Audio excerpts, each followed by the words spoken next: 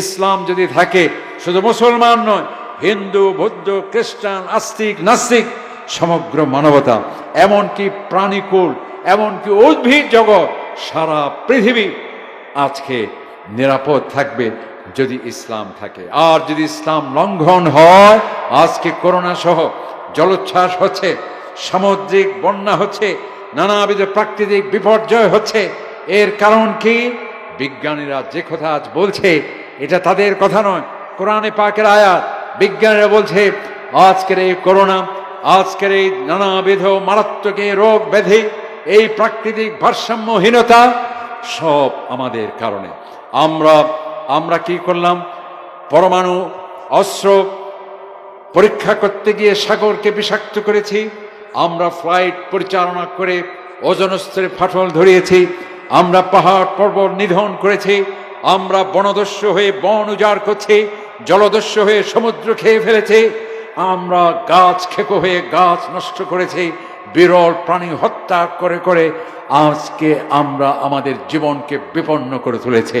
IUB media, অপসংস্কৃতি মুক্ত আধুনিক ভিডিও সেন্টার। কোরআনের আলো, আল হাদিসের আলো। প্রধান মেহমান আপনাকে, প্রধান মেহমানের আগমন, প্রধান মেহমানের আগমন। আমরা আমাদের প্রধান মেহমানকে ইস্তেকবাল জানালাম।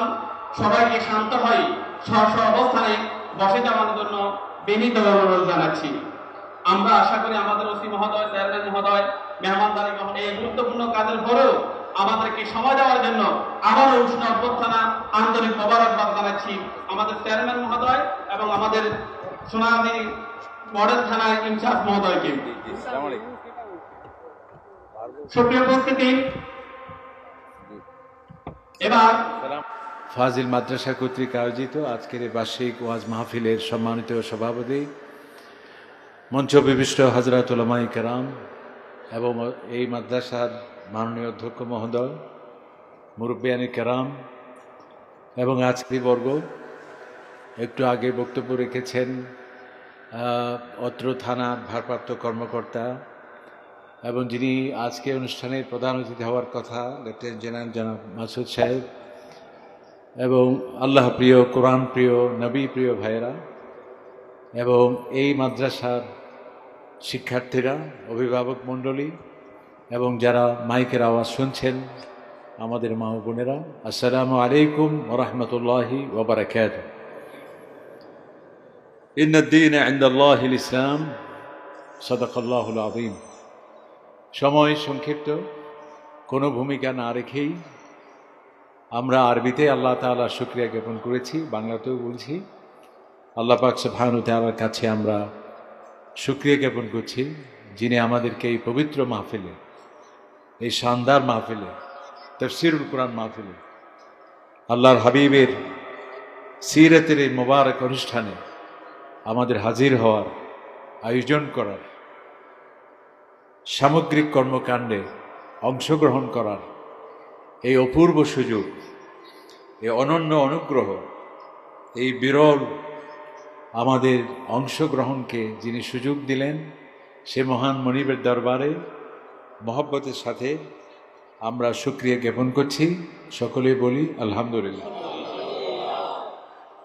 হৃদয়ের সমস্ত ভালোবাসা উৎসর্গ করে শ্রদ্ধার সাথে, মহব্বতের সাথে আমরা সালাত ও সালাম পেশ করতে চাই নবী করিম সাল্লাল্লাহু আলাইহি ওয়াসাল্লামের প্রতি, যার মাধ্যমে আমরা কোরআন পেয়েছি, যার মাধ্যমে আমরা শ্রেষ্ঠ জাতি হওয়ার গৌরব আল্লাহ তাআলা আমাদেরকে দান করেছে, যার মাধ্যমে শ্রেষ্ঠ কিতাব কোরআনুল কারীম পেয়েছি, যার মাধ্যমে আল্লাহ তাআলার পক্ষ থেকে এমন অভয় পেয়েছি আমাদের অস্তিত্ব বিপন্ন করে দেয়া কারো পক্ষে সম্ভব নয়, যার মাধ্যমে আমরা সাফল্যের ঠিকানা খুঁজে পেয়েছি, যার মাধ্যমে নারীদের ক্ষমতায়ন, মানুষের অধিকার, সাম্প্রদায়িক সম্প্রীতি, বিশ্ব শান্তি এবং নিরাপত্তা এবং পরকালে জাহান্নাম থেকে মুক্তি, জান্নাতের যাতে আমরা মেহমান হতে পারি, এই দিক নির্দেশনা যেই হাবিবের মাধ্যমে আমরা পেলাম, সেই নবীর প্রতি আমরা মহব্বতের সাথে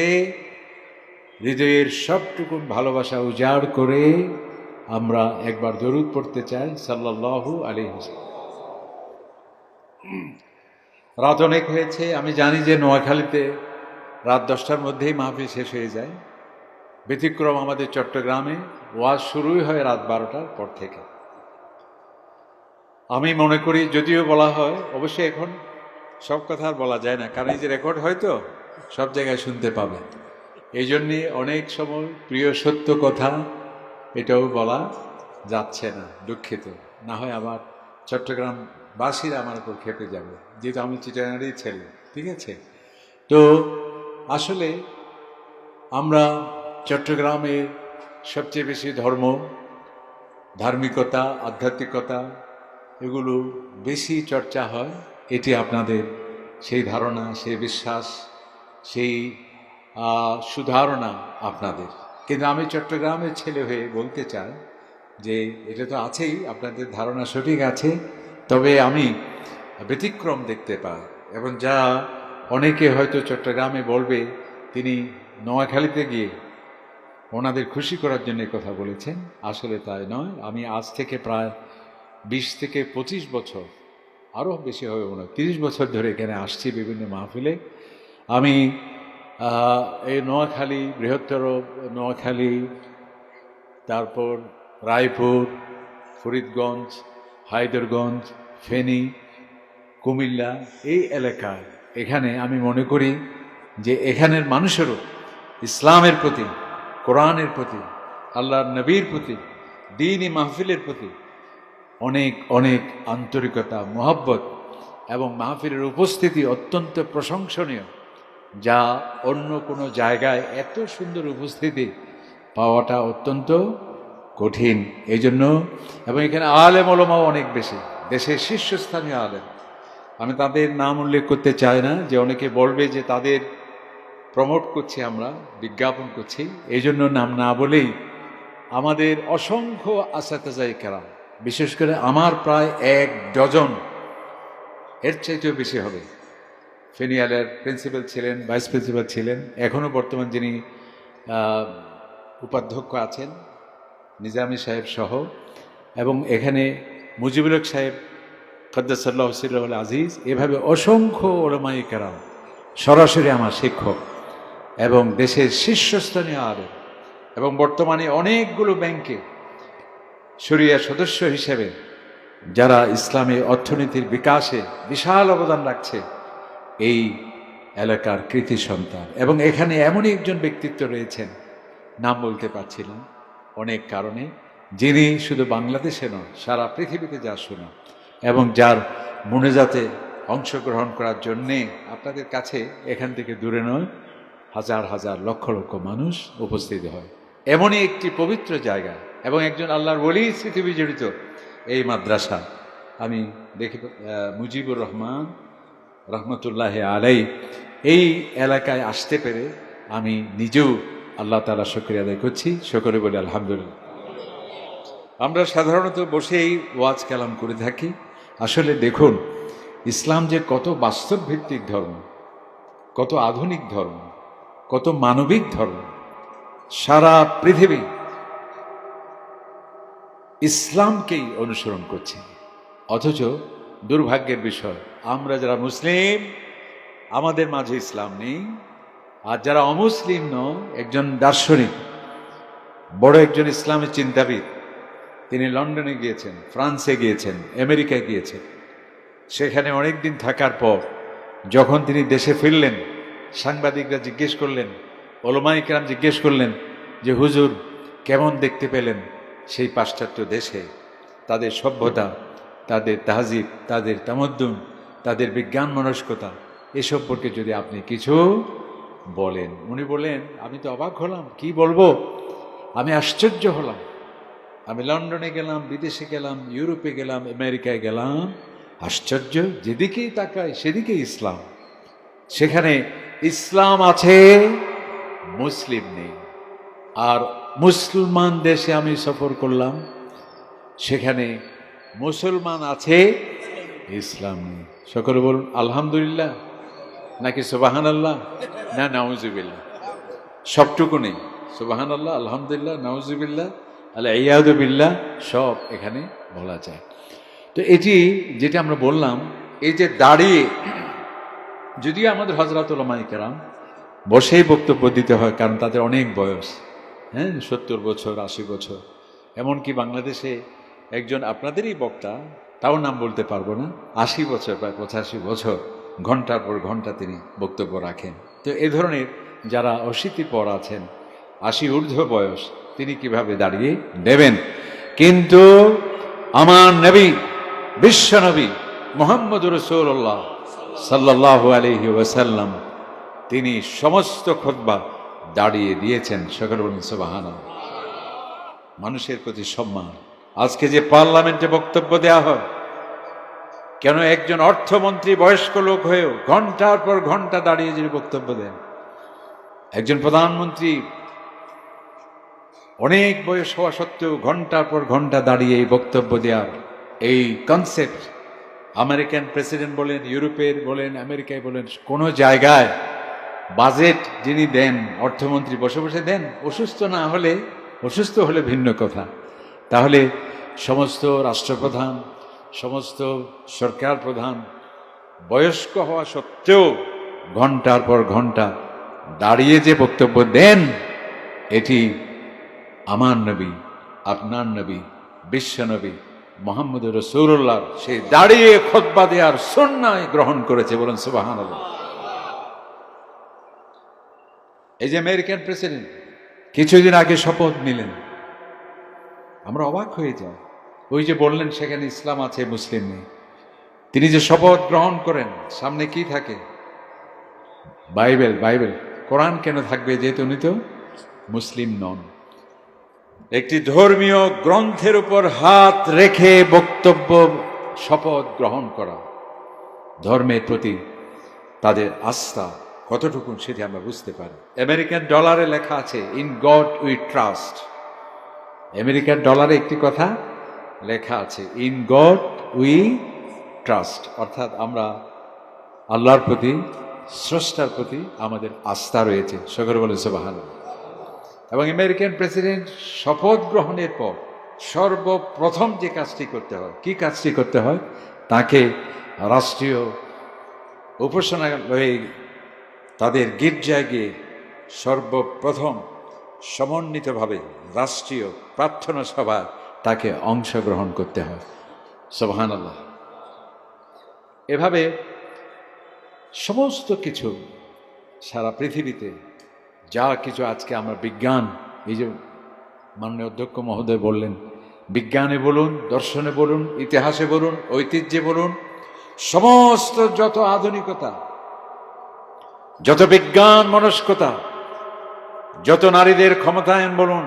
আমাদের মাননীয় প্রধানমন্ত্রী বলেছেন, আপনাদের খেয়াল আছে কিনা, নারী দিবসে, আমি তো প্রশংসা করি এবং তাকে ধন্যবাদ জানাই। এই ধরনের কথা আমি বলা, আপনি বলা, এটা তো স্বাভাবিক, মৌলানা সাহেব তো বলবেই, কিন্তু একজন রাষ্ট্র সরকার প্রধান বলা, উনি বললেন যে নারীদের প্রতি ইসলাম যেভাবে সম্মান দিয়েছেন, অধিকার দিয়েছে, তাদের স্বাধীনতা, স্বকীয়তা এবং সামগ্রিক সম্মান প্রদর্শন ইসলামের মতো অন্য কোনো ধর্মে এত বিশাল, এত ব্যাপক আর কোনো জায়গায় আমরা দেখতে পাই না। সকল বলুন সুবহানাল্লাহ। সুতরাং নারীদের ক্ষমতায়ন বলুন, মানবাধিকার বলুন, এমনকি ফরাসি বিপ্লবের স্লোগানগুলো বলুন, একজন ইহুদি যিনি আমার নবীর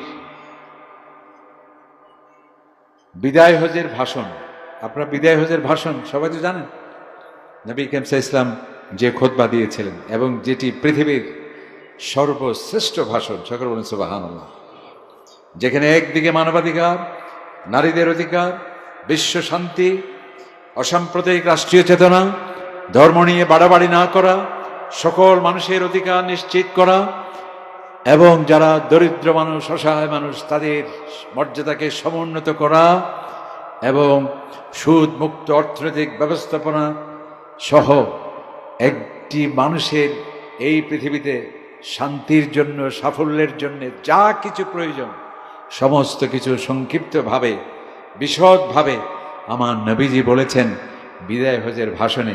সকল বলেন সাল্লাল্লাহু আলাইহি ওয়াসাল্লাম। একজন ইহুদি যিনি, যারা ইসলামের প্রতি সবচেয়ে বেশি যাদের মহব্বত, নাকি সবচেয়ে বেশি তাদের কি শত্রুতা আমরা না বলি, সবচেয়ে বেশি তারা অভিমান মুসলমানদের প্রতি, এই ইহুদি আমার নবীর বিদায়ী হজের ভাষণ দেখে অবাক হলেন। সকল বলেন সুবহানাল্লাহ। কে অবাক হলেন? কে অবাক হলেন? ইহুদি। ইহুদি কে? আল্লাহ তাআলা বলছেন তোমাদের সবচেয়ে বেশি মিত্রের বিপরীত হলো ইহুদি। তোমাদের কখনো কল্যাণ তারা চায় না, তোমাদের প্রতি হিংসা বিদ্বেষ সবচেয়ে বেশি তারা পোষণ করে, এবং তোমাদের সাফল্যে মস্ত বড় বাধা হচ্ছে এই ইহুদি। এই ইহুদি যখন আমার নবীর বিদায় হজের ভাষণ দেখলেন, তিনি অবাক হলেন, বললেন কি আশ্চর্য, এটা তো অসম্ভব, এটা আজ থেকে ১৫০০ বছর আগে কিভাবে সম্ভব? উনি বললেন আজকে আধুনিক রাষ্ট্র আমেরিকার স্বাধীনতার ইশতেহার, আমি অবাক হলাম। এই আরাফাতে প্রদত্ত মহানবীর ভাষণ ধ্বনিত, প্রতিধ্বনিত হয়েছে, প্রতিফলিত হয়েছে, এর শ্রেষ্ঠাংশ গৃহীত হয়েছে আমেরিকার স্বাধীনতার ইশতেহারে মুসলমানদের নবী আরাফাতে প্রদত্ত ভাষণ থেকে। সকল বলেন সুবহানাল্লাহ। আমি ফরাসি বিপ্লবের চেতনাগুলো, স্লোগানগুলো দেখে অবাক হলাম। অক্ষরে অক্ষরে প্রতিধ্বনিত হয়েছে সেখানে আরাফাতে প্রদত্ত মুসলমানদের নবীর ভাষণ। সুবহানাল্লাহ। উনি বললেন আমি অবাক হলাম, আজকে যে আমরা জেনেভা কনভেনশনে হিউম্যান রাইটসের কথা বলছি, জাতিসংঘ যেই মানবাধিকারের কথা বলছে, মানবাধিকার কমিশন সারা বিশ্বব্যাপী মানুষের অধিকার নিয়ে আজকে যে এই বিশাল আন্দোলন করছে, তাদের প্রত্যেকটি শ্লোকে শ্লোকে, তাদের আইনের প্রতিটি ছত্রে ছত্রে, প্রতিটি আইনে আইনে সেখানে প্রতিধ্বনিত হয়েছে মুসলমানদের নবী, বিশ্বনবী মুহাম্মদুর রাসূলুল্লাহ আরাফাতে প্রদত্ত ভাষণ থেকে। এর বেশিরভাগ সংগৃহীত, সংকলিত, বরং বলা যায় যে অনেকটাই অনুদিত। সকলে বলেন সুবহানাল্লাহ। শুধুমাত্র সেখানে নেই, উনি বললেন শুধু একটি কথা নেই। মৌলানা সাহেবরা ওয়াজ করার সময় আমরা বলি যে বুখারী শরীফে আছে, মুসলিম শরীফে আছে, ক্বালা রাসূলুল্লাহ, আল্লাহ রসুল বলেছেন, কেবল ক্বালা রাসূলুল্লাহ এই কথাটাই কেবল নেই। আর শেষে বুখারী শরীফে আছে, মুসলিম শরীফে আছে, এই কথাটাই কেবল নেই। বাকি কোট আনকোট সমস্ত কথা ওই বিশ্বনবী মুহাম্মদুর রাসূলুল্লাহ আজকের মানবাধিকারের। সকল বলেন সুবহানাল্লাহ। এই জন্যে কোরআনে পাকের সেই আয়াতটি আমরা তেলাওয়াত করলাম, ইন্নাদ-দীনা ইনদাল্লাহি আল ইসলাম, একমাত্র গ্রহণযোগ্য আমার কাছে ধর্ম, দিন ইসলাম। ওয়া মান ইয়াবতাগি গায়রাল ইসলাম, এবং ইসলাম ছাড়া অন্য কোনো পথ দিয়ে কেউ যদি আমার সন্তুষ্টি পেতে চায়, আল্লাহ তাআলা বলছেন, কেউ যদি সাফল্য পেতে চায়, কেউ যদি আমার নৈকট্য পেতে চায়, ফালা ইউকবালা মিনহু, সেটি যতই দেখতে চাকচিক্যপূর্ণ হোক, যতই শুনতে শ্রুতিমধুর হোক, যতই গাঁথুনি লালিত্যের সমস্ত সৌন্দর্যের সমাহার সেখানে হোক, যতই ছান্দিক নৈপুণতা সেখানে থাকুক, যতই শব্দের সার্থক প্রয়োগের সম্ভার সেখানে থাকুক, আল্লাহ তাআলা বলছেন ফালা ইউকবালা মিনহু, সেটি আমার কাছে গ্রহণযোগ্য নয়। সকলে বলেন সুবহানাল্লাহ। অনেকেই বলে যে আমরা কেউ যাচ্ছি ট্রেনে, কেউ যাচ্ছি প্লেনে, কেউ যাচ্ছি রিক্সায়, কেউ যাচ্ছি হেঁটে, গন্তব্যস্থলে একই, এভাবে অনেক কিছু বোঝাতে চায়। আল্লাহ তাআলা বলছেন না, কেবলমাত্র ইসলামই হচ্ছে আমার কাছে গ্রহণযোগ্য একমাত্র দিন এবং জীবন বিধান এবং আমার মনোনীত ধর্ম হচ্ছে একমাত্র ইসলাম। সকল বলেন সুবহানাল্লাহ। তবে এই ইসলাম মানে এই নয়, ইসলাম কিন্তু আজকে যে আমরা অসাম্প্রদায়িক রাষ্ট্রীয় চেতনার কথা বলি, সাম্প্রদায়িকতার বিরুদ্ধে কথা আমরা বলি, বিরুদ্ধে না, মানে সাম্প্রদায়িকতার বিষ বাষ্প যাতে ছড়ানো না হয়। আজকে রাষ্ট্রে বিভিন্ন মাধ্যমে, তথ্য মাধ্যমে, ইলেকট্রনিক এবং প্রিন্টেড মিডিয়াতে আমরা যে কথা বলি অসাম্প্রদায়িক, আমাদের ইসলামে এই কনসেপ্ট বিশ্ববাসী যে নিল, এটি কোনো নতুন স্লোগান নয়, এটা সব আমাদের ইসলামেরই স্লোগান। বলুন সুবহানাল্লাহ। ইসলাম আল্লাহ তাআলা যখন নিজের পরিচয় দিয়েছেন, আলহামদুলিল্লাহ রাব্বিল আলামিন, নাকি আলহামদুলিল্লাহ রাব্বিল মুসলিমিন এভাবে বলা হয়েছে? কোন হাফেজ সাহেব যদি বা ইমাম সাহেব কোরআন তেলাওয়াত করে আলহামদুলিল্লাহ রাব্বিল মুমিনিন, আপনারা কি বলবেন? আলহামদুলিল্লাহ রাব্বিল। কারণ কি? আল্লাহ তাআলা নিজের পরিচয় যখন দিলেন, আমি মুসলমানদের প্রভু, এই কথা কিন্তু আল্লাহ তাআলা বলেননি, আমি সমস্ত জাহানের প্রভু। দেখুন, আজকে যে অসাম্প্রদায়িকতার কথা বলা হয়, এই অসাম্প্রদায়িকতার কনসেপ্ট, ধারণা, এটা কোনো পশ্চিমা বিশ্ব থেকে নয়, কোনো দার্শনিকের মস্তিষ্ক প্রসূত গবেষণা লব্ধ কোনো ধারণা নয়, এটি হচ্ছে আমার ইসলামে এই কথা বলেছে। আমরা যে বলি গাছ তোমার নাম কি, বলে যে আমার নাম দরকার নেই, আমার ফলের দিকেই তাকাও, আমার ফলেই বলে দেবে আমার পরিচয় কি। আর ইসলাম কি সাম্প্রদায়িক? যদি এই প্রশ্ন করি, ইসলাম নিজেই বলছে, আল্লাহ তাআলা, ইসলাম কার থেকে আসছে? আমরা কি স্বপ্নযুগে ইসলাম পেয়েছি? ওই যে ঢাকার কে একজন আছে, ওনার নামও বলতে চাই না আমরা, উনি অবশ্যই এখন মনে হয় নেই, হ্যাঁ, চলে গেলেন কিছুদিন আগে। তো উনি তো আবার মাঝে মধ্যে আল্লাহ তাআলাকে অডিও ভিডিওর মাধ্যমে ওনাকে দেখতে পায়। সকাল নাউজুবিল্লাহ। আল্লাহ তাআলাকে দেখা সম্ভব? লা তুদরিকুল আবসার, কোন চক্ষু আমাকে দেখা সম্ভব নয়। তাহলে এই যে ইসলাম, আল্লাহ তাআলা নিজের পরিচয় যখন দিলেন, কি বললেন? রব্বিল আলামিন, সমস্ত জাহানের প্রভু। আমার নবীর পরিচয় যখন দেয়া হয়েছে, কিভাবে?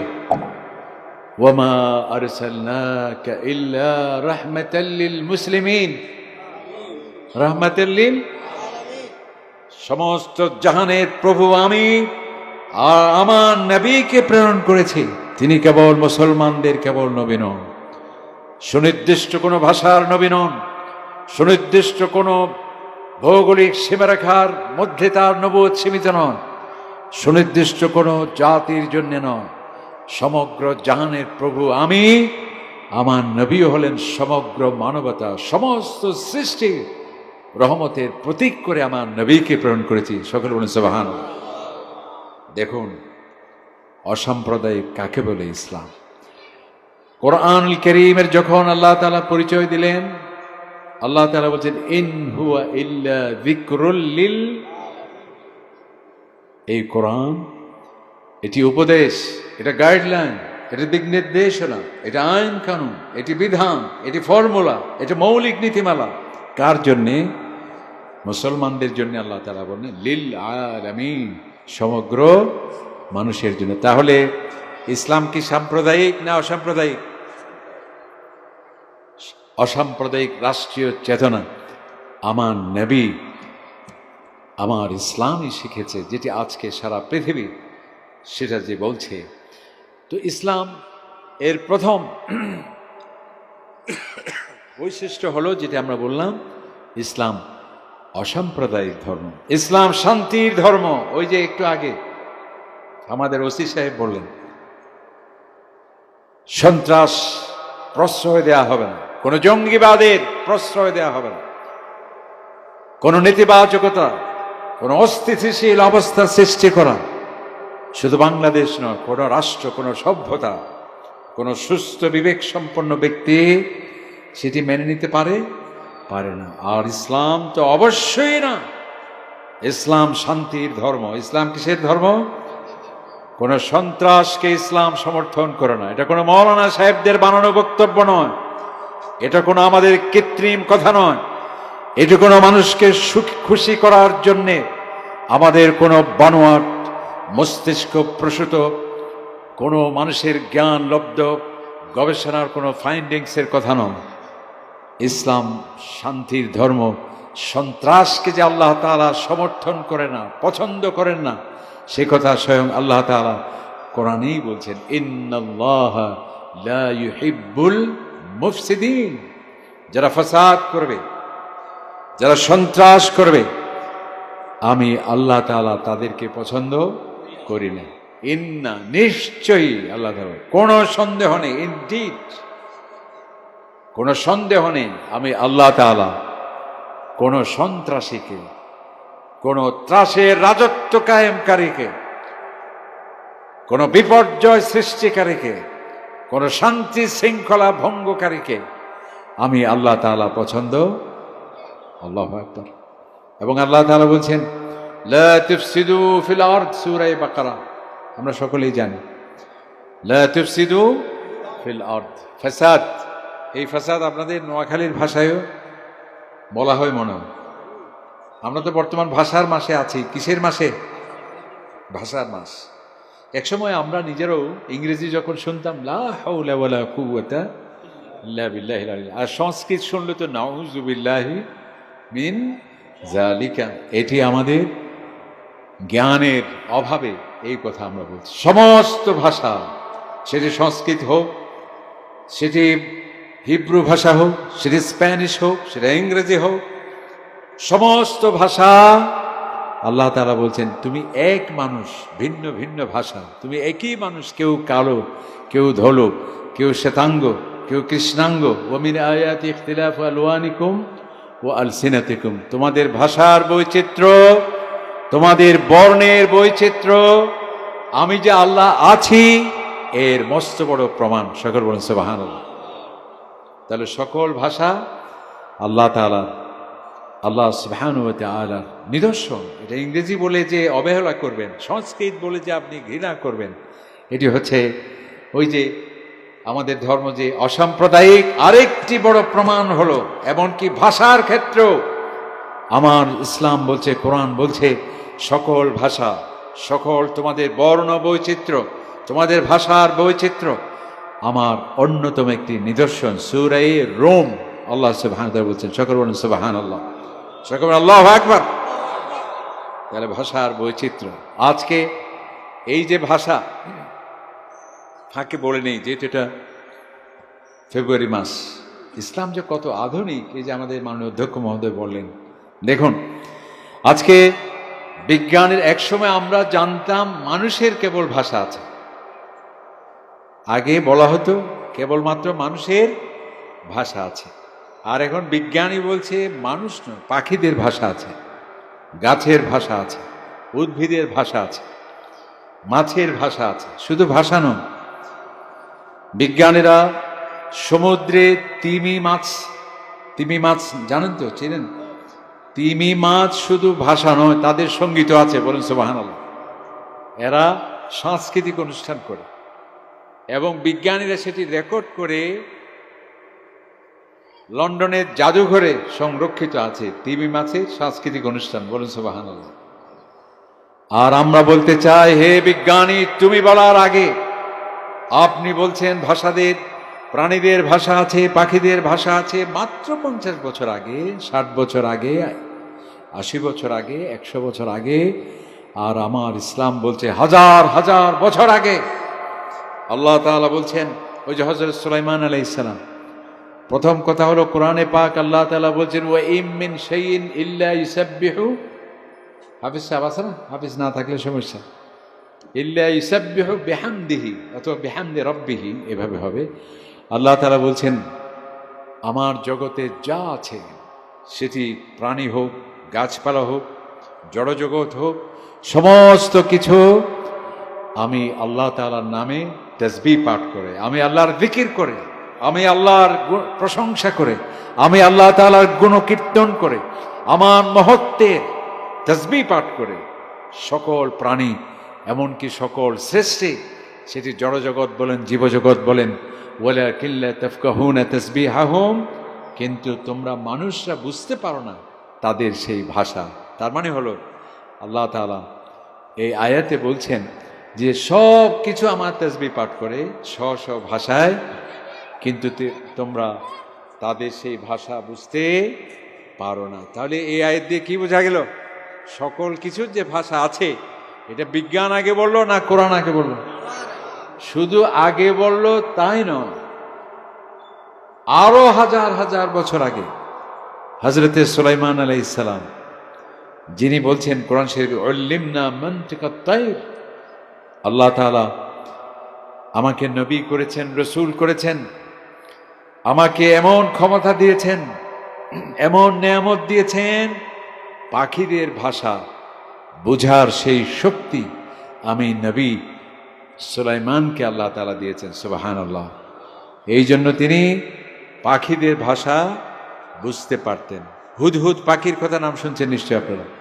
সেই হুদহুদ পাখি গোয়েন্দা রিপোর্ট পেশ করলেন হযরত সুলাইমান আলাইহিস সালামের কাছে। বিজ্ঞানী অবাক, কি বলে যে পাখিদের ভাষা আছে, কোরআন বলছে হাজার বছর আগে, আর এর বাস্তব প্রমাণ আরো হাজার হাজার বছর আগে হযরত সুলাইমানকে হুদহুদ পাখি আপনার রিপোর্ট পেশ করছে। এবং আপনারা জানেন সূরাতুন নামল, কোরআন শরীফে একটা আছে সূরাতুন নামল, মানে কি?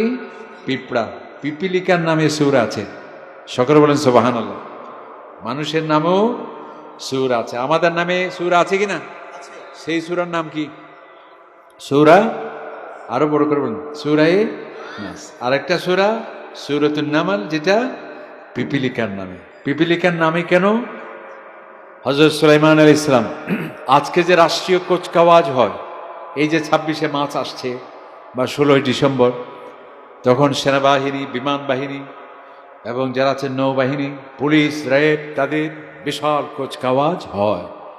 দেখুন ইসলাম যে কত আধুনিক। ওই যে মাওলানা বললেন, এই যে কুচকাওয়াজের কনসেপ্ট শুধু 1500 বছর আগে নয়, 4000 বছর আগে কুচকাওয়াজের মাধ্যমে রাজাকে সম্মান প্রদর্শন করা, প্রেসিডেন্টকে গার্ড অব অনার দেওয়া এবং সামরিক প্রতিরক্ষা শক্তিমত্তা প্রদর্শন করা, সেটি আমরা দেখছি কোরআনুল কারীমে। সকলে বলেন সুবহানাল্লাহ। হযরত সুলাইমান আলাইহিস সালাম বিশাল সেনাবাহিনী, ওয়াহিশিরা লিসুলাইমান আছে জুনুদহু, হাফেজ না হলে সমস্যা কিন্তু মাওলানা সাহেব। আল্লাহ তাআলা বলছেন আমি সুলাইমানের জন্য সকল সেনাবাহিনী, ওয়াত-তায়রু, এবং পাখিরা, বিশাল সেনাবাহিনী, সবাই কুচকাওয়াজের জন্য প্রস্তুত। তারা একটা সুনির্দিষ্ট রাস্তা দিয়ে যাবে। এই দৃশ্য দেখতে পেল পিপিলিকা, পিঁপড়া। পিঁপড়ারও একজন আজকে আমাদের কি আছেন, লেফটেন্যান্ট জেনারেল মাসুদ সাহেব। পিঁপড়াদের দেখুন, সেখানে একজন রাজা আছে, সেখানে একজন লেফটেন্যান্ট জেনারেল আছে।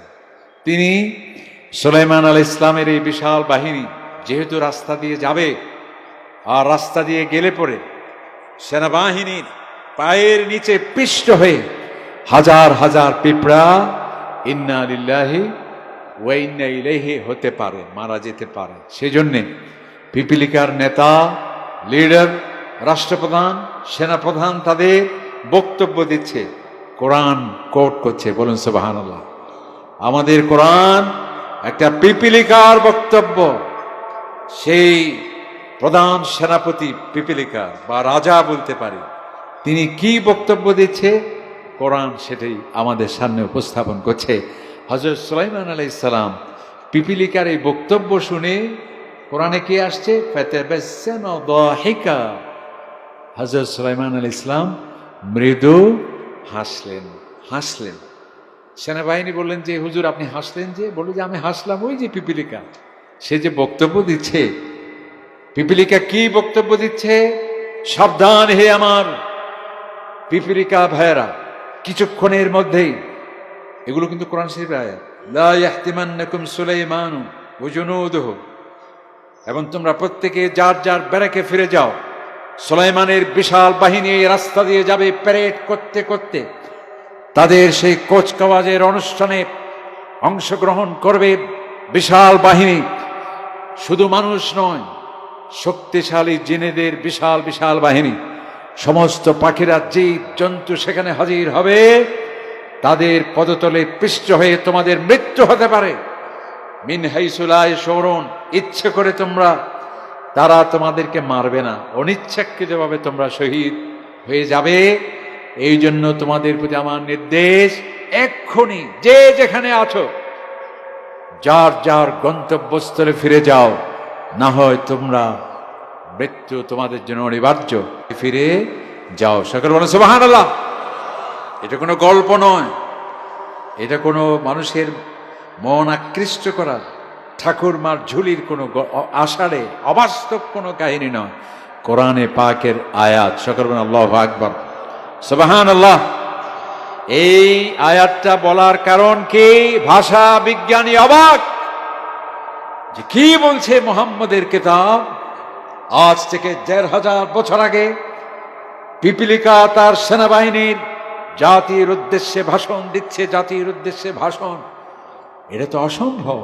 পিপিলিকার যে ভাষা আছে আমরা প্রাণীবিজ্ঞানীরা মাত্র জানলাম ৫০ বছর আগে, ৬০ বছর আগে, অথচ এই কথা আছে ইসলামে মুহাম্মদ রাসূলুল্লাহর কিতাবে কোরআনে ১৫০০ বছর আগে।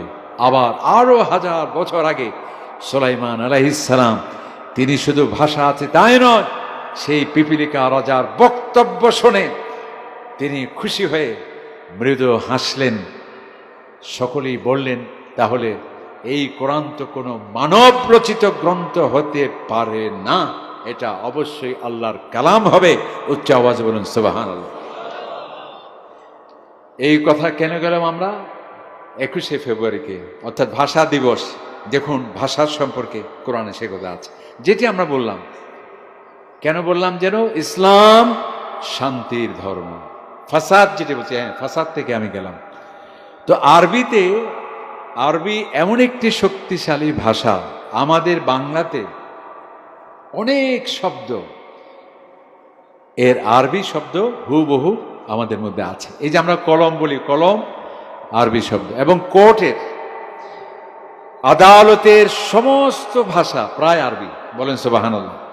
এই যে আদালত, আদালত মানে সামাজিক সুবিচার, জাস্টিস, আরবি শব্দ। আমরা মুনসিফ বলি, হাকিমকে কি বলা হয়? মুনসিফ মানে যিনি বিচার করবেন, যিনি ন্যায় বিচার করবেন, আরবি শব্দ।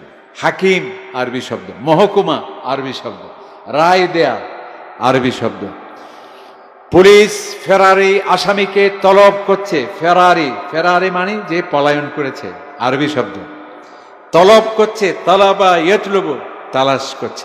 মামলাটি মামলা, আরবি শব্দ। মা'মাল, খারিজ করা হয়েছে, খারাজা ইয়াখরুজু, এখানে আখরাজা হবে, অর্থাৎ খারিজ করে দেওয়া হলো, আরবি শব্দ। পুলিশকে বলা হলো, পুলিশ তোমার এই দলিল দস্তাবেজ সঠিক হয়নি, আবার নতুন করে দাখিল করো। দলিল আরবি শব্দ, দাখিল করো আরবি শব্দ। সুবহানাল্লাহ, বলুন সুবহানাল্লাহ। তার মানে তাহলে আমাদের আরবি শেখাটা এত সহজ, কারণ এত আরবি শব্দ আমাদের। আমরা যে বলি সাবেক রাষ্ট্রপতি, সাবিক, এটা আরবি শব্দ।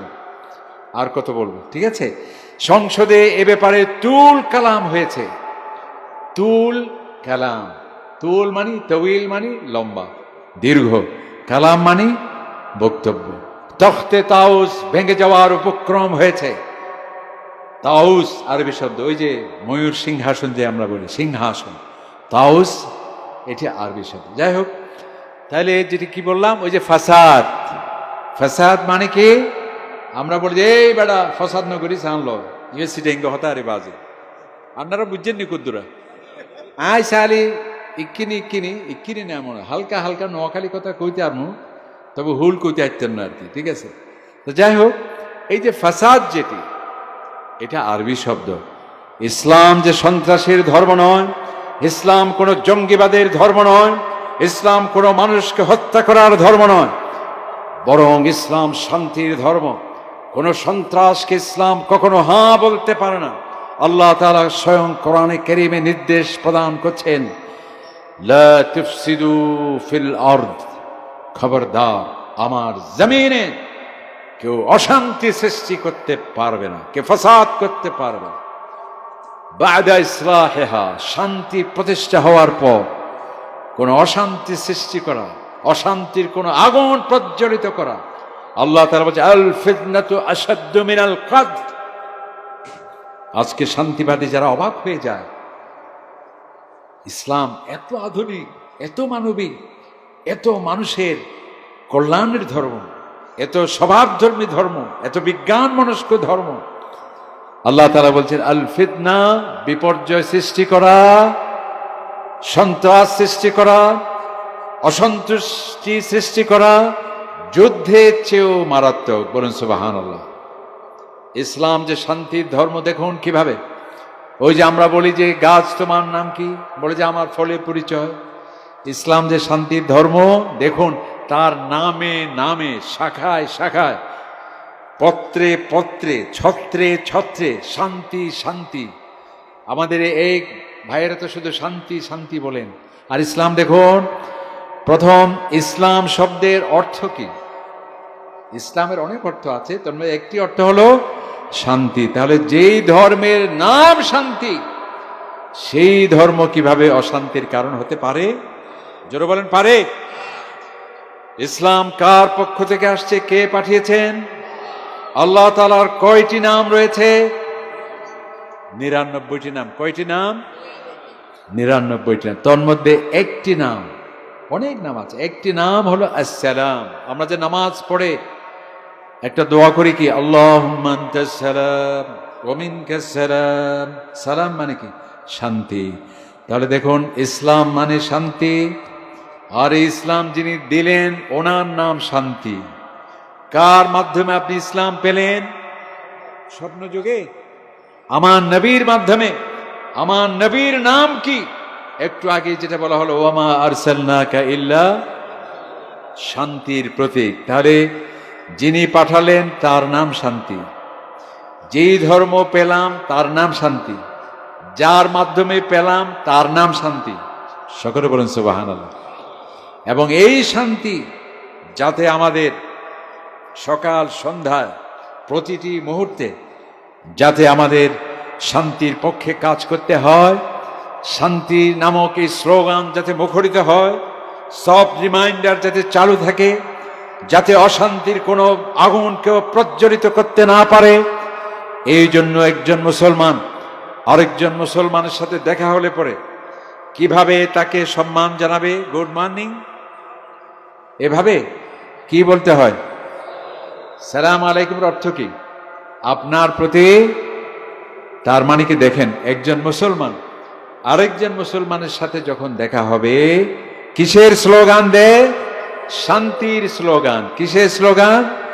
আসসালামু আলাইকুম। দেখুন একজন মুসলমান, দেখুন একজন রাষ্ট্রপতি নির্বাচিত হওয়ার পর 5 বছরে তিনি কাজ করবেন, শপথ নিতে হয় প্রতিদিন নাকি 5 বছরে একবার, নাকি প্রত্যেক দিন নিতে হয়? আর দেখুন ইসলাম যে শান্তির ধর্ম, তাকে শান্তির শপথ নিতে হয়, শান্তির স্লোগান দিতে হয়, শান্তির শপথ বাক্য পাঠ করতে হয় দৈনিক 5 বার। কিভাবে? কিভাবে? আমরা দৈনিক 5 বার কি করতে হয়? নামাজ পড়তে হয়। নামাজ শেষ করেন কি দিয়ে? আসসালামু আলাইকুম। দেখুন ইসলাম শান্তির পক্ষে কিভাবে আমাদের স্লোগান দিচ্ছে, প্রশিক্ষণ দিচ্ছে যে আমাদের নামাজ শেষ করতে হয় আসসালামু আলাইকুম, হে বিশ্ববাসী তোমাদের প্রতি শান্তি, তোমাদের প্রতি শান্তি বর্ষিত হোক। তাহলে ইসলাম হলো শান্তির ধর্ম। ইসলাম হলো সহজ সরল ধর্ম। ইসলাম হলো সহজ সরল ধর্ম। অনেকে বলে যে ধর্ম খুবই কঠিন, যেটি মানা সম্ভব নয়। সকলে বলেন নাউজুবিল্লাহ। যারা নাস্তিক তারা বলে যে আমরা ধর্ম থেকে আস্থা ফিরিয়ে নিলাম এই জন্যে, যেহেতু এই ধর্ম মানে কঠিন, ধর্ম মানে জটিল। কারণ কি? তারা ধর্মের নামে দেখেছে যখন স্বামী মারা গেল, সেখানে একসময় স্ত্রীকেও জীবন্ত তাকে মরতে হতো। এটা কি সহজ না কঠিন? একজন পিতা তার পুত্রকে একটা নদীর পাড়ে গিয়ে হত্যা করতে হচ্ছে, আল্লাহ তাআলার সন্তুষ্টি পাওয়ার জন্য। এটা কি সহজ না কঠিন? বলছে এই ধর্ম আমার দরকার নেই। থাইল্যান্ডে একটি ধর্ম আছে, মাইলের পর মাইল আগুন, ভক্তরা সেই আগুনের উপর দিয়ে হেঁটে যেতে হবে। হাঁটতে গিয়ে যত পা জ্বলবে, যত পা পড়বে, যত ফোসকা পড়বে, ততই বেশি আপনার সওয়াব হবে। কঠিন না সহজ?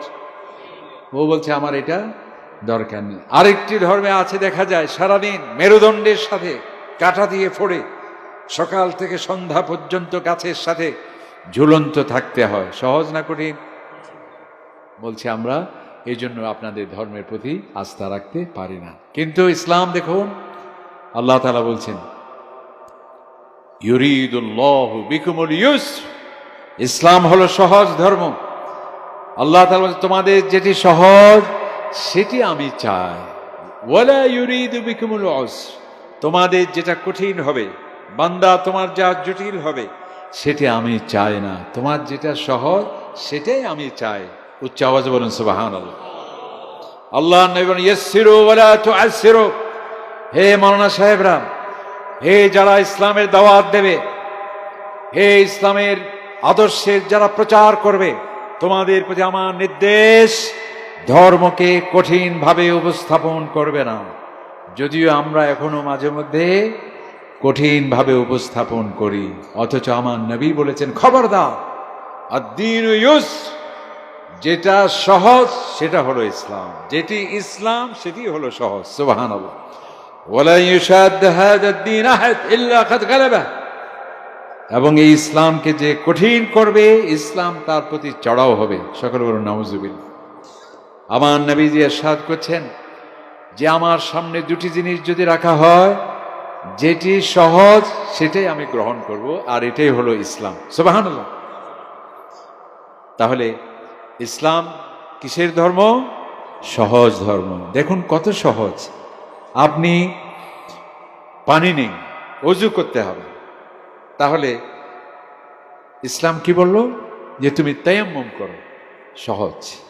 আপনার কাছে পানি আছে, কিন্তু এই পানি দিয়ে যদি আপনি ওযু করেন তাহলে আপনার পানি পান করার জন্য পানি থাকে না। আল্লাহ তাআলা বলছে যে বান্দা তুমি না খেয়ে মরবা, উপসে মরবে, আমার জন্য উযু করে পানি নষ্ট করবে, সেই কঠিন খোদা তো আমি নই। সুবহানাল্লাহ।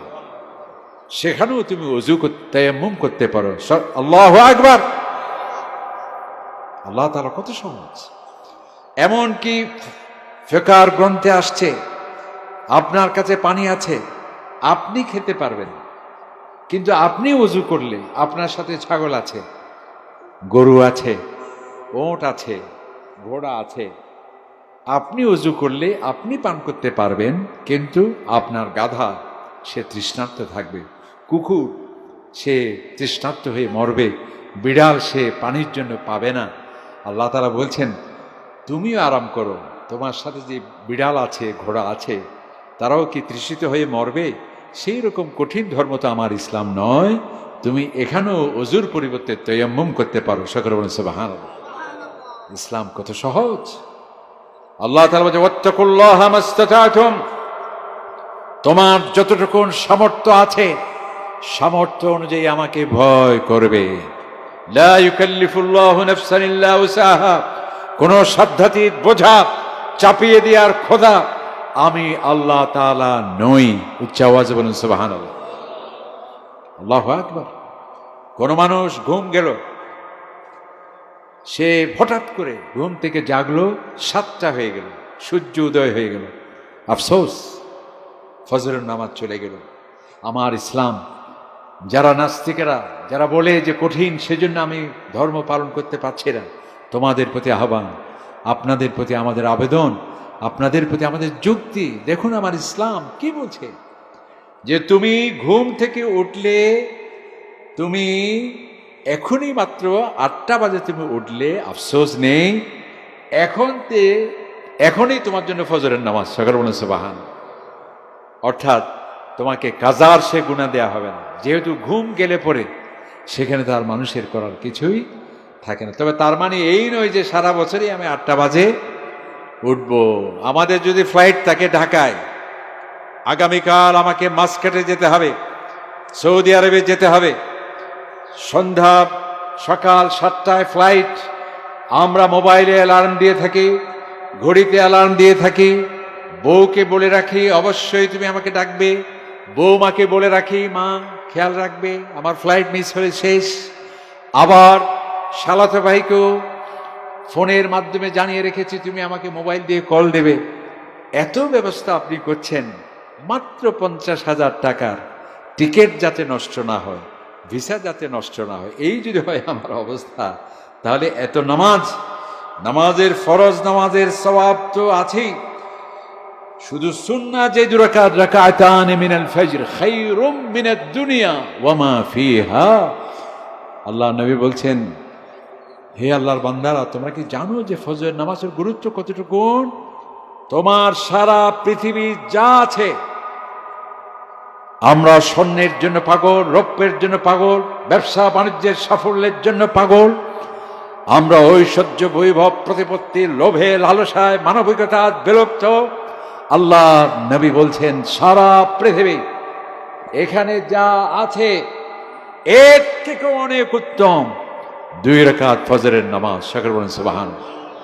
তো আপনি সিঙ্গাপুরে যাবেন, যদি মোবাইল অ্যালার্ম থাকে, ঘড়িতে অ্যালার্ম থাকে, আপনার পরিবারের সকল সদস্যদেরকে যদি আপনি আপনাকে জাগিয়ে দেওয়ার দায়িত্ব দিতে পারেন, ফজরের নামাজে কেন ওই ফতোয়ার উপর বসে থাকবো? আমি যখনই ঘুম থেকে উঠবো তখনই আমার সময় গুনাহ হবে না। এই ধরনের চালাকি করলে কিন্তু আল্লাহ তাআলা বলছে ওয়ামা কারু ওয়ামা কার আল্লাহ, হয়তো বাজে আল্লাহ চালাকি করার দেয় না। চালাকি করার সমুচিত জবাব আমার চাইতে আর কেউ বেশি দিতে জানে না। তাই হলো যেটি বলতে চাই, আল্লাহ তাআলা বলছেন যেটি সহজ সেটা ইসলাম, যেটি বাস্তব সেটি ইসলাম, যেটা অবাস্তব সেটি ইসলাম নয়, যেটা যুক্তি ভিত্তিক সেটি ইসলাম, যেটি অযৌক্তিক সেটি ইসলাম নয়, যেটি বিজ্ঞান মনস্ক সেটি ইসলাম, যেটি বিজ্ঞান মনস্কতা বা পশ্চাৎপদতা, অজ্ঞতা, মূর্খতা সেটি ইসলাম নয়। সকলে বলেন সুবহানাল্লাহ। আমার এই ইসলাম শান্তির ধর্ম ইসলাম, আমরা বললাম অসাম্প্রদায়িক ধর্ম ইসলাম, সে কথা বললাম। ইসলাম হলো সার্বজনীন ধর্ম, সমগ্র মানবতার জন্যে, সমস্ত মানুষের শান্তি, কল্যাণ, নিরাপত্তা নিশ্চিত করার জন্যে। আমি এখানে আসার আগেই মৌলানা সাহেব ওয়াজ করেছিলেন খুবই সুন্দরভাবে। আল্লাহ তাআলা মুসলমানদেরকে কুনতুম খায়রা উম্মাহ বলেছেন, তোমরা শ্রেষ্ঠ জাতি, তোমাদেরকে এই পৃথিবীতে পাঠানো হয়েছে আনন্দ করার জন্য নয়, তোমার আত্মকেন্দ্রিক দৃষ্টিভঙ্গি পোষণ করার লক্ষ্যে নয়, কেবল তোমার জাতির জন্য কাজ করবে সেজন্য নয়, কেবল তোমার দেশের জন্য কাজ করবে, পাড়ায় পাড়ায়, মহল্লায় মহল্লায় তোমার আত্মীয় স্বজনের আরাম আয়েশের লক্ষ্যে কেবল তোমার মিশন হবে, ভিশন হবে। সেই লক্ষ্যে আমি তোমাকে শ্রেষ্ঠ জাতি করে আমি পাঠাইনি। দেখুন ইসলাম কত মানবিক। আল্লাহ তাআলা বলছেন উখরিজাত লিন-নাস, তোমাকে পাঠিয়েছি ইউরোপ বলো, আমেরিকা বলো, শ্বেতাঙ্গ বলো, কৃষ্ণাঙ্গ বলো, দরিদ্র ধনী গরিব, সমস্ত জাতি ধর্ম বর্ণ নির্বিশেষে সকল মানুষের কল্যাণ নিশ্চিত করার লক্ষ্যে, সামাজিক সুবিচার প্রতিষ্ঠা করার জন্যে, অশান্তি দূর করার জন্যে, দারিদ্র বিমোচনের জন্যে, মানুষের অধিকার সুরক্ষিত রাখার জন্যে, জঙ্গিবাদ সন্ত্রাস এগুলো যাতে এখানে মূলোৎপাটন করার লক্ষ্যে, অর্থাৎ সামগ্রিক কল্যাণ মানুষের জন্যেই আমি তোমাকে শ্রেষ্ঠ জাতি করে পাঠিয়েছি। সকলে বলেন সুবহানাল্লাহ। এই ইসলাম বিজ্ঞান মনস্ক হচ্ছে ইসলাম। আমাদের নাস্তিক বন্ধুরা অনেকে বলে যে আমরা ধর্মের প্রতি আস্থা রাখতে পারি না, কারণ এই ধর্ম যদি আসে আমার কেমিস্ট্রি বন্ধ হয়ে যাবে, আমার ফিজিক্স বন্ধ হয়ে যাবে, আমার বিজ্ঞান চর্চা বন্ধ হয়ে যাবে, আমার বিজ্ঞান মনস্ক আলোকিত সমাজ নিষ্প্রভ হবে, আমি বিজ্ঞানের বিকাশের ক্ষেত্রে মস্ত বড় বাধা হবে, বিজ্ঞান মনস্ক জাতি গঠনে অন্তরায় সৃষ্টি হবে। তারা একথা বলে, অবশ্য তাদের বলার যুক্তিও আছে, কারণ ধর্মের নামে নানাবিধ অনেক কাহিনী, কল্প কাহিনী, অনেক কুসংস্কার, অনেক উদ্ভট কথা, অনেক অরুচিপূর্ণ কথা, অনেক সত্যের সাথে সাংঘর্ষিক বক্তব্য একের পর এক সেখানে দেয়া হয়েছে, সেই জন্যই তারা এই অনাস্থা জ্ঞাপন করছে। কিন্তু আমরা তাদেরকে বলতে চাই, বন্ধুরা, আপনি যেই ধারণা পোষণ করছেন ধর্মের নামে, অন্যান্য কে আছে কোথায় আছে সেটি আমরা জানি না। আমরা আপনাকে বলতে চাই, আমার এই কোরআন আপনার বিজ্ঞান মনস্ক জাতি গঠনে বাধা নয়, বরং বিজ্ঞান যত অগ্রগামী হবে, বিজ্ঞান যত গতিশীল হবে, বিজ্ঞান যত চূড়ান্ত পর্যায়ে পৌঁছবে, আমার কোরআনকে বোঝা, এই কোরআন যে আল্লাহর কিতাব, সেটি মানুষের কাছে আরো বেশি সুস্পষ্ট হবে, মানুষের সন্দেহ দূরীভূত হবে, মানুষ আর সংশয়বাদী থাকবে না, প্রকৃতিবাদী থাকবে না। বিজ্ঞানের সাথে কোনো সাংঘর্ষিক বক্তব্য এই কোরআনে নেই, বরং রয়েছে অপূর্ব মিল মিছিল, যা বিজ্ঞানীরা দেখে অবাক হয়ে যায় যে এই কিতাব কোনো আজ থেকে 200 বছর আগের মানুষের পক্ষেও রচনা করা সম্ভব নয়। সকল বলুন সুবহানাল্লাহ। এটা কি শুধু বক্তব্য দিলে হবে? উদাহরণ পেশ করতে চাই। যদিও কোরআন বিজ্ঞানের কোনো গ্রন্থ নয়, অনেকেই দেখা যায় কেমিস্ট্রি সূত্রের সাথে মিলিয়ে দেয়, অনেকে আছে আবার পদার্থবিজ্ঞানের সাথে মিলিয়ে দেয়, অনেকে আবার মেডিকেল সায়েন্সের এমব্রয়ডারির সাথে মিলিয়ে দেয়। কোরআন কিন্তু কোনো বিজ্ঞানের চুল ছেঁড়া বিশ্লেষণ করা, কোরআন কোনো বিজ্ঞানের বই নয়। কোরআনের আসল লক্ষ্য হচ্ছে মানুষকে আল্লাহর সাথে পরিচয় করে দেয়া। বলুন সুবহানাল্লাহ। কোরআনের উদ্দেশ্য হলো আল্লাহ তাআলার তৌহিদের কথা বলা, কোরআনের উদ্দেশ্য হলো নবীদের কথা বলা, রিসালাতের কথা বলা। কোরআনের লক্ষ্য হলো এই জীবন আসল জীবন নয়, মৃত্যু আমাদেরকে একদিন অবশ্যই আলিঙ্গন করবে, এই পৃথিবী থেকে চলে যেতে হবে, এখানেই আমাদের জীবন শেষ নয়, অনন্ত জীবনের সূচনা শুরু হবে কেবল। সেই পরকালের বক্তব্য কোরআনের লক্ষ্য এবং উদ্দেশ্য। হাসর কিভাবে হবে, জান্নাতের বর্ণনা, জাহান্নামের বর্ণনা, এবং আল্লাহ সুবহানাহু ওয়া তাআলা এই সমস্ত কথা বলতে গিয়ে সেখানে চলে আসছে বিজ্ঞানের কথা, বিজ্ঞানের নামে নয়। কোরআন দেখুন, আজকে বিজ্ঞানী অবাক হয়ে যায়। আমাদের ইসলাম যে বিজ্ঞান ভিত্তিক ধর্ম, জ্ঞান বিজ্ঞানের পথে যে বাধা নয়। মৌলানা প্রিন্সিপাল মহোদয় তিনি বলেছেন, আল কোরআন সর্বপ্রথম আয়াত। বিশ্ববাসীকে বিজ্ঞানীরা অবাক হয়েছে, এর সর্বপ্রথম আয়াত কি? আমাদের কোরআনের সর্বপ্রথম কোন আয়াতটি নাজিল হয়েছে আমার নবীর প্রতি? কুল হুয়াল্লাহু আহাদ, আকিমুস সালাহ, হজ করতে হবে এক্ষুনি, সেটি প্রথম আয়াত হচ্ছে ইকরা। মানুষ অবাক যে এত ১,৫০০ বছর আগে, আজকে আমরাই বলছি শিক্ষা জাতির মেরুদণ্ড। একটা জাতি কখন সে, এই যে আজকের আমেরিকা, ইউরোপ, তাদের এই সভ্যতা, তাদের এই উৎকর্ষতার পিছনে কি সামরিক শক্তি নয়, তাদের এর পিছনে রয়েছে অক্সফোর্ড, ক্যামব্রিজ, হার্ভার্ড। আমার দেশের এই উৎকর্ষতা আজকে এগিয়ে যাওয়া, ঢাকা বিশ্ববিদ্যালয়, চট্টগ্রাম বিশ্ববিদ্যালয়, জ্ঞান বিজ্ঞান চর্চা। আর ইসলাম দেখুন ১,৫০০ বছর আগে কোরআনের সর্বপ্রথম আয়াত হচ্ছে ইকরা, হে আমার বান্দা, যদি তুমি আমাকে জানতে চাও তোমাকে আগে জ্ঞান অর্জন করতে হবে, তোমাকে পড়তে হবে। সত্যের বিকাশে, অসত্যের বিনাশে, রহস্যের উদ্ঘাটনে জ্ঞানের কোনো বিকল্প নেই। আল্লাহ তাআলা প্রথম স্লোগান দিলেন, তোমাকে পড়তে হবে। আল্লাহ তাআলা বলছেন, লা ইয়াস্তাবিল্লাযীনা ইয়ালামুন ওয়াল্লাযীনা লা ইয়ালামুন, যারা জানে আর যারা জানে না কখনো সমান হতে পারে না। এটা কি ব্যাখ্যা করার প্রয়োজন আছে? যে জানে, যে জানে না কখনো সমান হতে পারে না। যাই হোক, যেহেতু সময় নেই, আমরা বলতে চাই যে ইসলাম যে বিজ্ঞানীরা যে অবাক, আজকের আধুনিক বিজ্ঞানী, যা একটু আগে আমি বললাম, বিজ্ঞান বলছে পাখিদের ভাষা আছে, আর আমার কোরআন বলছে এই কথা ১,৫০০ বছর আগে। শুধু পাখি কেন, ও ইমিন শাইইন, এই পৃথিবীতে যা আছে, আমার সৃষ্টি জগতে যা আছে, সব আমার নামে তাসবিহ পাঠ করে। তো তাসবিহ পাঠ করতে হলে প্রাণ থাকতে হবে না, ভাষা থাকতে হবে না? আল্লাহ তাআলা বলে, কিল্লা তাফকাহুনা তাসবিহাহুম, কিন্তু তুমি তাদের ভাষা বুঝতে পারো না। বিজ্ঞানী অবাক, কি আশ্চর্য!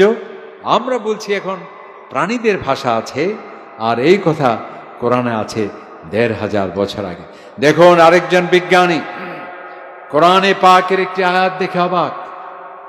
সেটি হলো, যেটি সহজ, সেটি হলো আমরা বেছে বেছে বলতে চাচ্ছি কয়েকটি উদাহরণ। আল্লাহ তাআলা বলছেন, সুবহানাল্লাযী খালাকাল আজওয়াজা কুল্লাহা।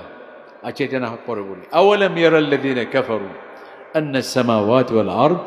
আল্লাহ তাআলা বলছে, তুমি কিভাবে অস্বীকার করো আমাকে, কিভাবে তুমি নাস্তিক হও, কিভাবে তুমি কাফির হও, কিভাবে তুমি বলো যে এমনি এমনি সবকিছু সৃষ্টি হলো। একটা লাইট কি এমনি এমনি সৃষ্টি হতে পারে?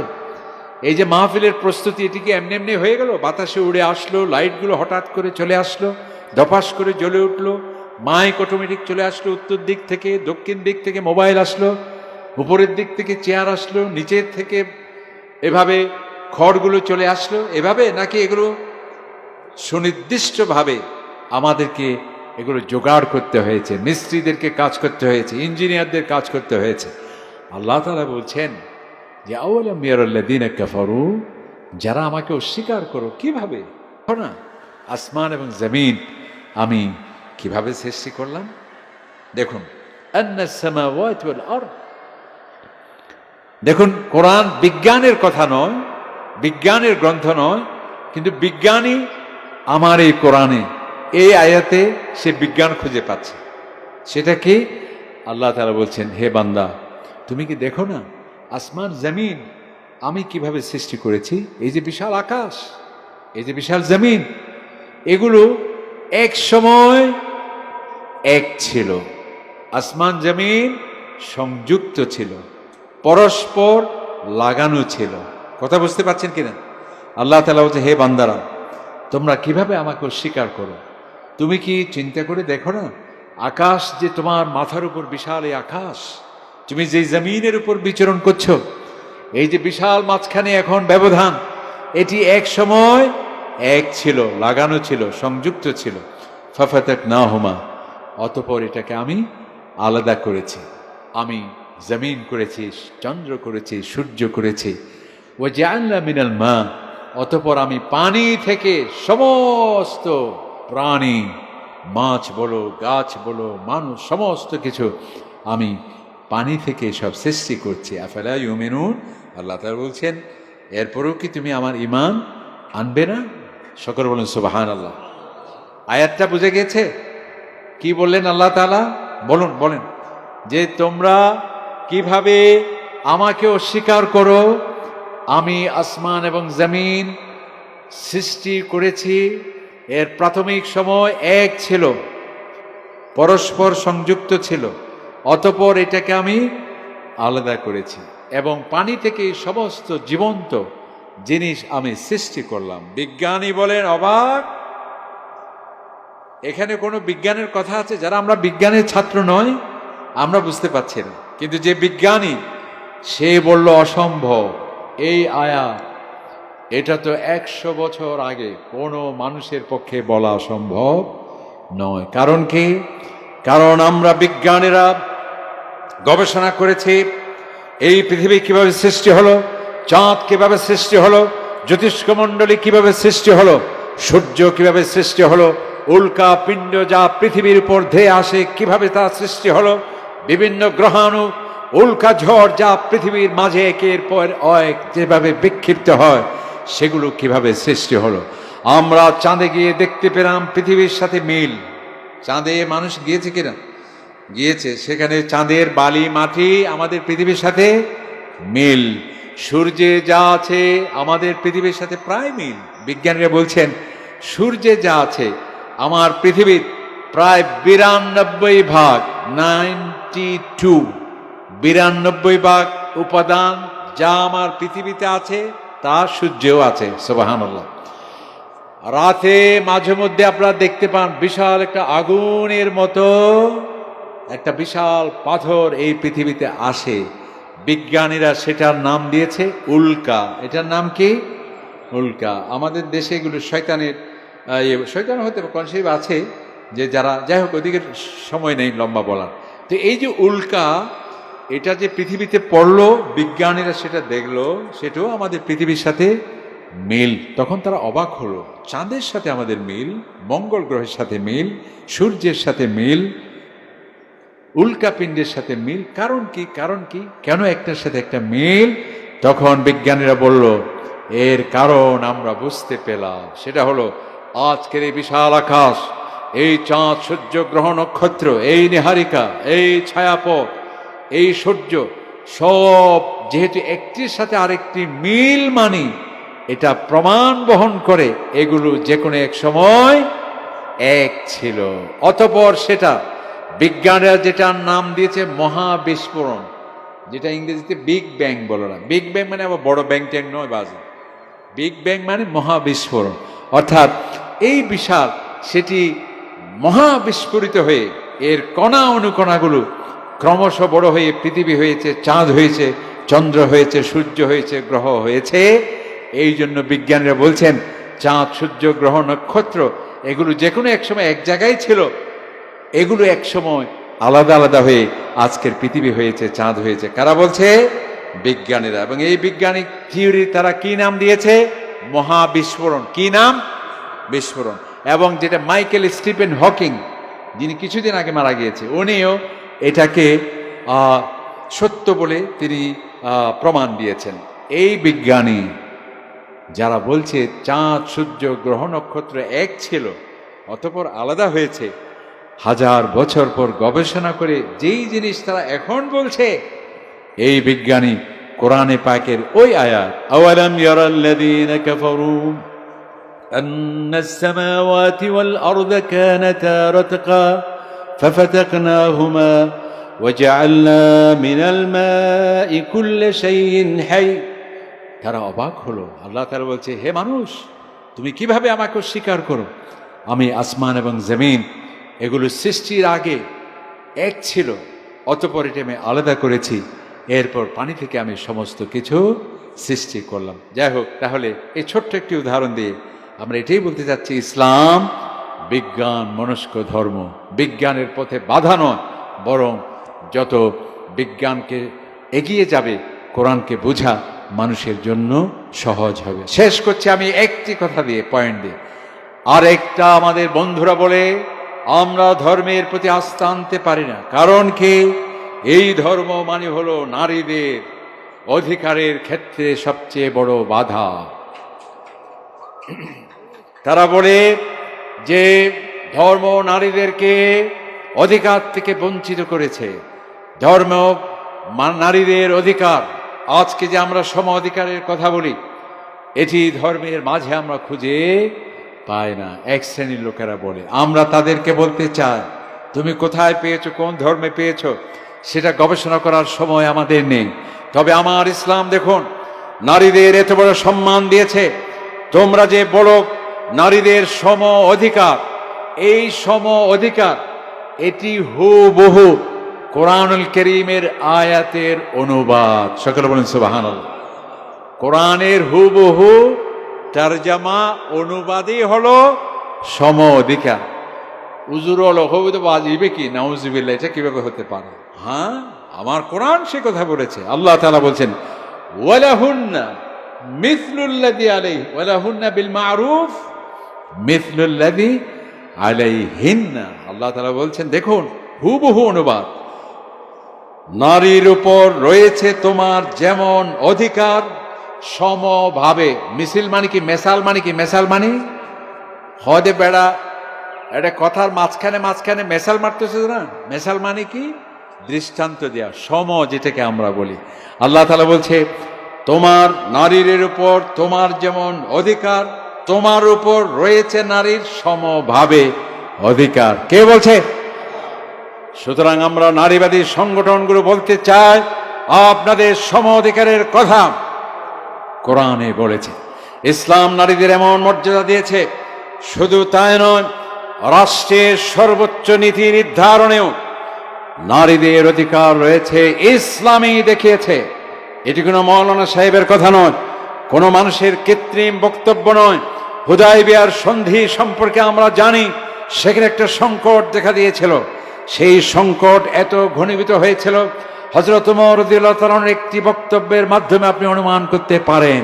তিনি আমার নবীর কাছে এসে বললেন, আওয়ালাস্তা বিরাসূলিল্লাহ, ইয়া রাসূল আওয়ালাস্তা বিরাসূলিল্লাহ, আওয়ালাইসাল ইসলামু বিদীনিল হক, আওয়ালাসনা আলা হক। নবীকে ইসলাম বলেন, বালা, অবশ্যই আমি আল্লাহর রাসূল, অবশ্যই ইসলাম আল্লাহর ধর্ম, অবশ্যই আমরা ইসলামের উপর প্রতিষ্ঠিত। তখন তিনি বললেন, ফাআলা মা নু'তি হাদিহি দুনিয়া ইয়া রাসূলুল্লাহ, যদি ইসলাম সত্য হয়, সমস্ত কিছু সত্য হয়, তাহলে এই হুদায়বিয়ার দুর্বল চুক্তিগুলো কেন আমরা মানতে যাচ্ছি? কত বড় সংকট সেখানে দেখা দিয়েছিল।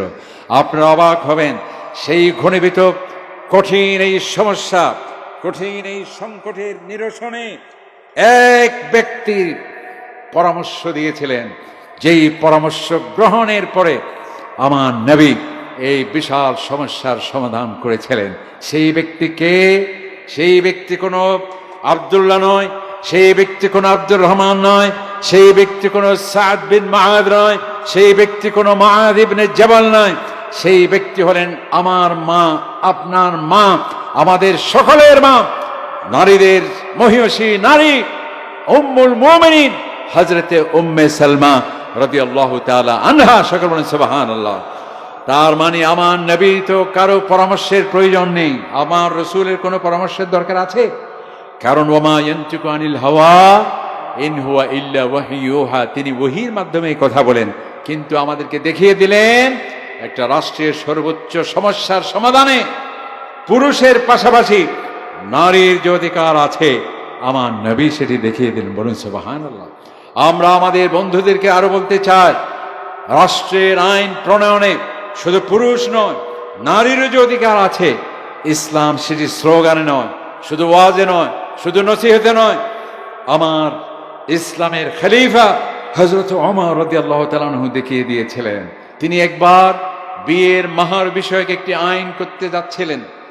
সুনির্দিষ্ট একটি স্বল্প সংখ্যায় নির্ধারিত মাহার ঘোষণা করলেন যে এর থেকে বেশি আর মোহর দেয়া যাবে না, যাতে মোহরকে কেন্দ্র করে বিয়ের মধ্যে যাতে জটিলতা সৃষ্টি না হয়। অনেকটা, তখন তার পার্লামেন্ট ছিল না, মসজিদে নববী ছিল পার্লামেন্ট।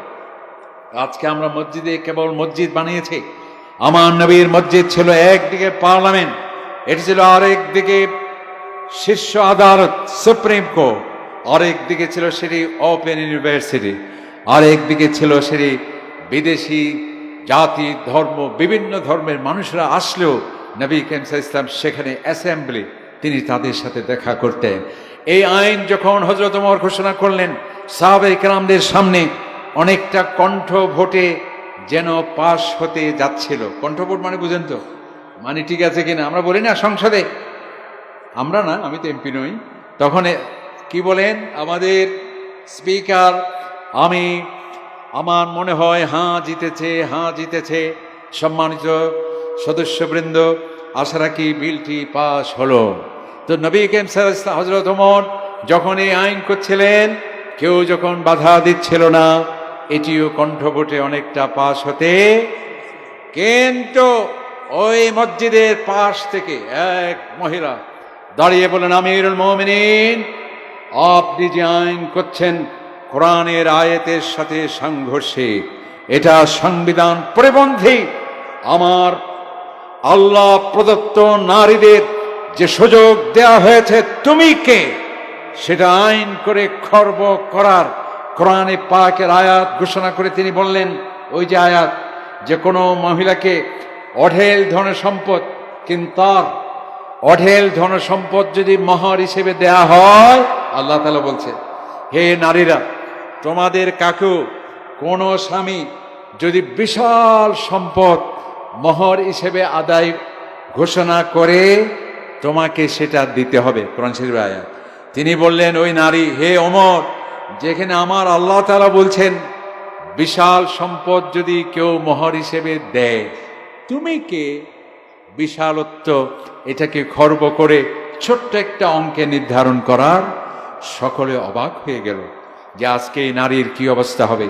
হযরত ওমরকে জেনেতন ব্যক্তি, যাকে সবাই ভয় পেতেন, এমনকি শয়তান পর্যন্ত যাকে ভয় পায়, সাহাবায়ে কেরামরা যাকে অসম্ভব, যার কথায় কোরআনে পাকের একাধিক আয়াত আল্লাহ তাআলা নাজিল করেছেন, বলেন সুবহানাল্লাহ। সেই হযরত ওমর রাদিয়াল্লাহু তাআলা আনহু ওই নারীর বক্তব্য শুনে তিনি অবাক হলেন, অনেকটা স্তম্ভিত হয়ে ঐতিহাসিক একটি উক্তি তিনি করেছিলেন। কি উক্তি করেছিলেন? বলেছিলেন, আসাবাতিল মারআ ওয়া আখতা ওমর, আমি ওমর ভুল করেছি, আমার ওই মা যথার্থ বলেছে, বলেন সুবহানাল্লাহ। সুতরাং এই আইন হতে পারে না, যেহেতু এটি কোরআনের সাথে সাংঘর্ষিক, আমি ভুল সিদ্ধান্ত নিতে যাচ্ছিলাম।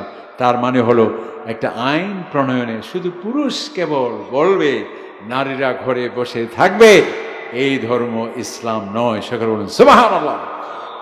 আল্লাহ পাক সুবহানাহু ওয়া তাআলা আমাদের এই ইসলামকে, বিজ্ঞান মনস্ক ইসলাম, মানবতাবাদী ইসলাম, কল্যাণকর ইসলাম, যা হালাল করা হয়েছে মানুষের কল্যাণের জন্য, যা হারাম করা হয়েছে মানুষের কল্যাণের জন্য।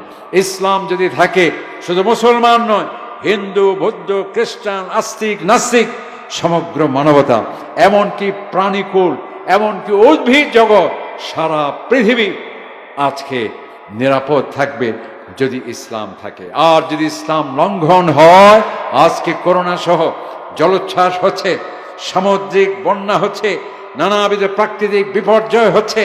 এর কারণ কি? বিজ্ঞানীরা যে কথা আজ বলছে, এটা তাদের কথা নয়, কোরআনে পাকের আয়াত। বিজ্ঞানীরা বলছে আজকের এই করোনা, আজকের এই নানাবিধ মারাত্মক রোগ ব্যাধি, এই প্রাকৃতিক ভারসাম্যহীনতা সব আমাদের কারণে। আমরা কি করলাম?